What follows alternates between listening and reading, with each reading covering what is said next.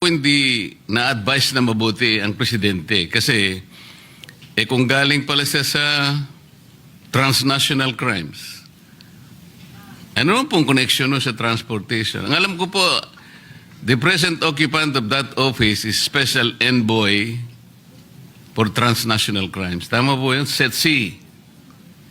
Tama po. Kayo po yata yung naghatid sa dating Pangulo nung siya po ay nasa Villamor Air Base. Kayong sumama para sa dalhin sa The Hague. Tama po? Tama po, Your Honor. O yun lamang po siguro yung transport-related activity na pwede nating isangkot sa inyo. Other than that, wala. At ang mahirap pa po, Mr. President, hindi naman kotse ang ginamit mo, aeroplano ang ginamit mo, so hindi ka rin dapat sana ron eh. According to our LTO Director, as additional credentials, he's a road safety advocate and he is a civil engineer by profession, Your Honor.